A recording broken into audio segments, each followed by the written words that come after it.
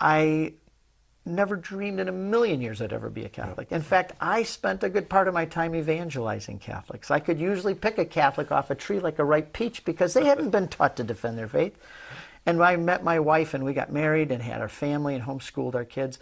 And up until the time I was 39 years old when I converted, my wife and I had never once set foot in a Catholic church. We had never once met a Catholic priest. And sadly enough, we had never once met a Catholic who could explain or defend the faith.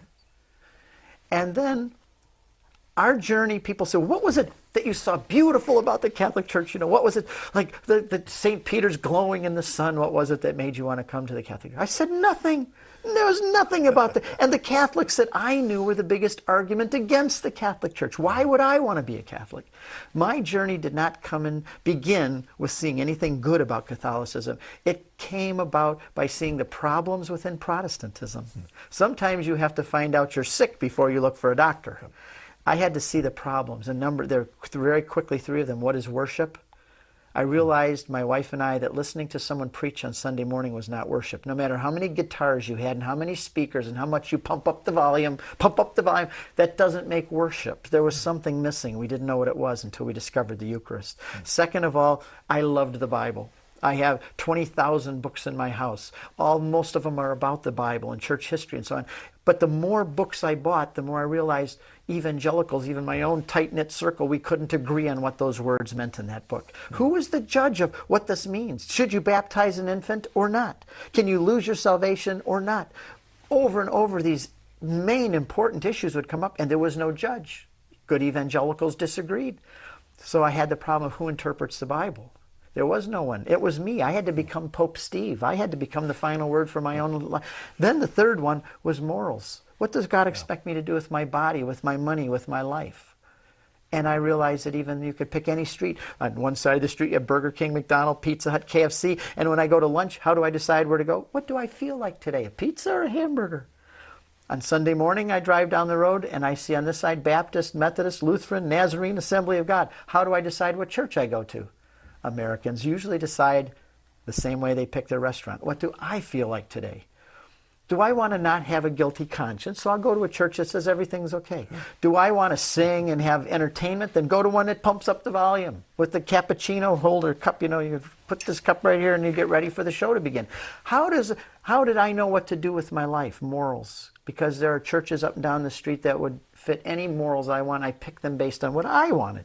And I realized, both because of what worship was, who interprets Scripture, and what about morals, there was something seriously flawed with Protestantism. And it was then I could almost have become an agnostic. I remember thinking, how do I even know the Bible's true?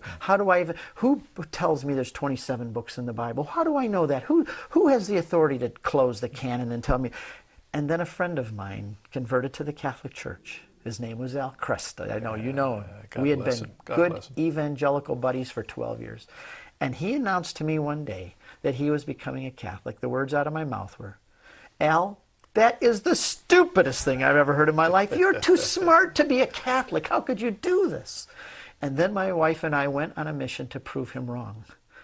And in a year's attempting to prove him wrong, I proved him right. And in May 22nd, 1994, our whole family, us and our 4 kids, with tears running down our eyes, were all received into the Catholic Church. That's the short story. How long after that was it you wrote your first book? Actually, because that one had such a big impact on Crossing the Tiber. It's still a bestseller. I mean, it's still, I get emails from people who are being converted because of reading that book. And it shocks me because it was never going to be a book. I wrote the major part of it before I was received into the church. I was explaining to my father, who was a Baptist deacon, the best dad in the world, still alive, 92 years old. Him and my mom just celebrated 72 years of marriage. I remember him clenching his fist and saying, you must be backslidden to even think about these things, a Catholic. He was so angry. And I sat at the computer that night and I said, dear Dad, you're the best father in the world, so I owe you an explanation. And I started to type out to him the things I was thinking. What the fathers, the very first Christians, before there was even a New Testament, what did they do? What did they think? How did they practice worship on Sunday morning? And as I'm writing to my dad this letter with tears in my eyes again, becoming a Catholic's made me a big crybaby, by the way. I'm writing to my dad with tears in my eyes and explaining to him why I was thinking about this. And that letter that I wrote to my dad became Crossing the Tiber. Yeah, it's a great book. Now,